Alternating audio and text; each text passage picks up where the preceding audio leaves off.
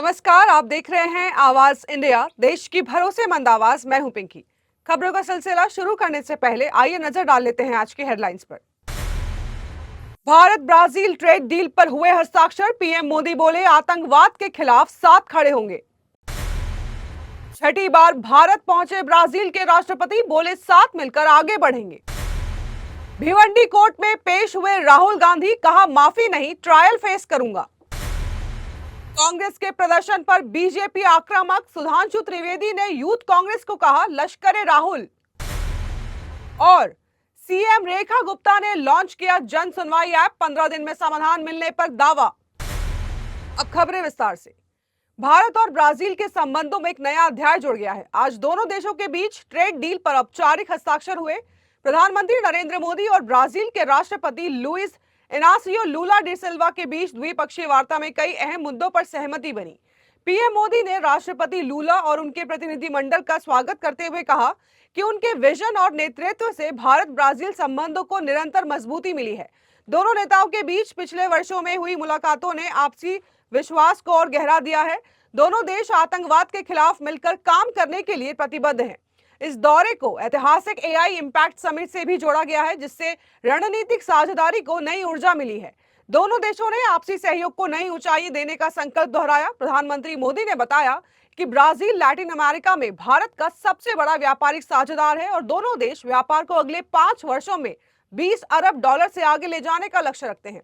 उन्होंने कहा कि व्यापार केवल आंकड़ा नहीं बल्कि आपसी भरोसे का प्रतीक है। राष्ट्रपति लूला के साथ आए बड़े बिजनेस प्रतिनिधिमंडल को इसी विश्वास पर संकेत दिलाया गया है।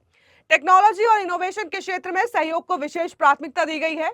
एआई, डिजिटल टेक्नोलॉजी और स्टार्टअप इकोसिस्टम में साझेदारी से ग्लोबल साउथ को नई दिशा मिलने की भी उम्मीद जताई गई है। राष्ट्रपति लूला ने कहा है कि भारत में छठी बार आकर उन्हें बेहद खुशी हो रही है। उन्होंने भारत और ब्राजील की साझेदारी को अद्वितीय बताया। कहा है कि दोनों देश वैश्विक दक्षिण की बड़ी लोकतांत्रिक शक्तियां हैं। उन्होंने डिजिटल और नवीनीकरण ऊर्जा के क्षेत्र में सहयोग को नई दिशा देने की भी बात कही। उन्होंने कहा है कि भारत और ब्राजील विविध संस्कृतियों के केंद्र हैं और बहुपक्षीयता और शांति के समर्थक हैं। उन्होंने इसे आपसी भरोसे और तालमेल का प्रतीक बताया। लूला ने प्रधानमंत्री मोदी के हालिया ब्राजील दौरे का जिक्र करते हुए उसे मील का पत्थर बताया। कहा है कि उस दौरान 5 प्रमुख क्षेत्रों में द्विपक्षीय सहयोग एजेंडा का पुनर्गठन किया गया था। कई महत्वपूर्ण समझौतों पर हस्ताक्षर कर सहयोग को नई ऊंचाई यान दी गई है। दोनों देशों के संबंधों को और गहरा करने की प्रतिबद्धता दोहराई गई है। महाराष्ट्र के भिवंडी कोर्ट में कांग्रेस नेता राहुल गांधी आरएसएस मानहानि मामले में पेश हुए, जहां पहुंचने से पहले मुलुंड टोल नाका पर बीजेपी युवा कार्यकर्ताओं ने उनके काफिले को काले झंडे दिखाए। सुरक्षा के बीच राहुल गांधी अदालत पहुंचे और कानूनी प्रक्रिया में शामिल हुए। उनके वकील नारायण अय्यर ने बताया कि इस मामले में एमपीसीसी अध्यक्ष हर्षवर्धन सपकाल नए जमानतदार बने हैं। पहले शिवराज पाटिल जमानतदार थे, लेकिन उनके निधन के बाद नया जमानतदार नियुक्त करना आवश्यक हो गया था। कोर्ट में यह स्पष्ट किया गया है कि राहुल गांधी माफी नहीं मांगेंगे और ट्रायल का सामना करेंगे। शिकायतकर्ता राजेश कुंटे ने कहा है कि राहुल गांधी का बयान गलत था और संघ का महात्मा गांधी की हत्या से कोई संबंध नहीं है। उन्होंने दावा किया है कि उनके पास पर्याप्त सबूत हैं जो अदालत में पेश किए जाएंगे। कुंटे ने यह भी कहा है कि यदि राहुल गांधी माफी मांग लेते हैं तो मामला वापस लिया जा सकता था, लेकिन उन्होंने इनकार कर दिया है। भारतीय जनता पार्टी के राष्ट्रीय प्रवक्ता सुधांशु त्रिवेदी ने एआई समिट में यूथ कांग्रेस के प्रदर्शन को लेकर तीखी प्रतिक्रिया दी है। उन्होंने कहा है कि अंतर्राष्ट्रीय मंच पर इस तरह का आचरण देश की छवि को नुकसान पहुंचाने वाला है। त्रिवेदी ने आरोप लगाया है कि ये केवल राजनीतिक विरोध नहीं बल्कि राष्ट्र के साथ द्रोह के समान है। उन्होंने कहा है कि जहां एक ओर विश्व एआई शिखर सम्मेलन में भारत की प्रतिभा और तकनीकी क्षमता का प्रदर्शन हुआ है, वहीं दूसरी ओर कांग्रेस का शर्मनाक प्रदर्शन देखने को मिला है। भाजपा प्रवक्ता ने कहा है कि इस तरह के कृत्य के लिए देश की जनता कांग्रेस को कभी माफ नहीं करेगी। उन्होंने राजनीति की मर्यादा तोड़ने का भी आरोप लगाया। इतना ही नहीं, सुधांशु त्रिवेदी ने यूथ कांग्रेस को लश्करे राहुल बताते हुए कहा है कि राहुल गांधी पहले विदेशों में भारत के खिलाफ बयान देते थे और अब उनके समर्थक देश की धरती पर ही छवि खराब करने की कोशिश कर रहे हैं। प्रधानमंत्री नरेंद्र मोदी के नेतृत्व में भारत एआई और आधुनिक तकनीक के क्षेत्र में अग्रिम भूमिका निभा रहा है। भाजपा प्रवक्ता का दावा है कि विश्व पटल पर भारत की बढ़ती प्रतिष्ठा कांग्रेस को स्वीकार नहीं हो रही है। आरोप लगाया है कि कांग्रेस अंतर्राष्ट्रीय मंच पर पुराने भारत की नकारात्मक छवि दिखाने का प्रयास कर रही है। उन्होंने दोहराया है कि ये केवल राजनीतिक मुद्दा नहीं बल्कि राष्ट्रीय सम्मान से जुड़ा विषय है। दिल्ली के भारत मंडपम में आयोजित एआई इम्पैक्ट समिट के दौरान यूथ कांग्रेस कार्यकर्ताओं के विरोध प्रदर्शन पर बहुजन समाज पार्टी प्रमुख मायावती ने कड़ी प्रतिक्रिया दी है। उन्होंने किए गए प्रदर्शन को अशोभनीय और निंदनीय बताया है। मायावती ने सोशल मीडिया प्लेटफॉर्म पर पोस्ट करते हुए कहा है कि यह अंतर्राष्ट्रीय स्तर का कार्यक्रम था जिससे देश विदेश के कई प्रमुख लोग शामिल हुए थे। ऐसे आयोजन के दौरान इस प्रकार का आचरण देश की गरिमा और छवि को प्रभावित कर सकता है। उन्होंने कहा है कि यदि यह अंतर्राष्ट्रीय सम्मेलन नहीं होता तो बात अलग हो सकती थी, लेकिन वैश्विक मंच पर इस तरह का प्रदर्शन चिंता का विषय है। बसपा प्रमुख ने देश की इमेज को नुकसान न पहुंचाने की अपील की है। आपको बता दें कि 20 फरवरी को एआई समिट 2026 के दौरान यूथ कांग्रेस के 8 से 10 कार्यकर्ताओं ने भारत मंडपम परिसर में घुसकर भारत अमेरिका ट्रेड डील के खिलाफ विरोध प्रदर्शन किया था। कार्यकर्ताओं ने टी शर्ट उतारकर प्रधानमंत्री नरेंद्र मोदी के खिलाफ नारे लगाए, पीएम इज कॉम्प्रोमाइज्ड जैसे नारे भी लगाए। घटना के बाद परिसर में अफरा तफरी मच गई और सुरक्षा कर्मियों ने सभी प्रदर्शनकारियों को हिरासत में ले लिया है। इस मामले को लेकर सियासत गर्मा गई है। भारतीय जनता पार्टी ने कांग्रेस पर देश की छवि खराब करने का भी आरोप लगाया है। वक्त हो चला है एक छोटे से ब्रेक का।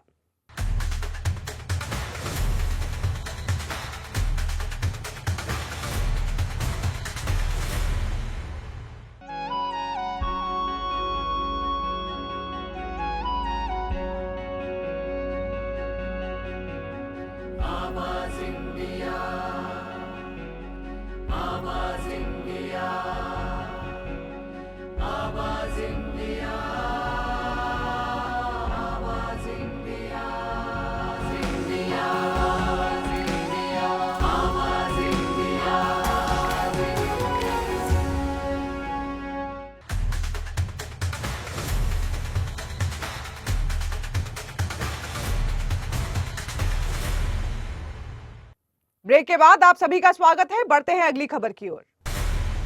दिल्ली की मुख्यमंत्री रेखा गुप्ता ने नागरिकों की शिकायतों की त्वरित और पारदर्शी समाधान के लिए सीएम जन सुनवाई पोर्टल और मोबाइल ऐप लॉन्च किया है। सरकार का कहना है कि अब लोगों को दफ्तरों के चक्कर नहीं लगाने पड़ेंगे और वे घर बैठे मोबाइल से शिकायत दर्ज कर सकेंगे।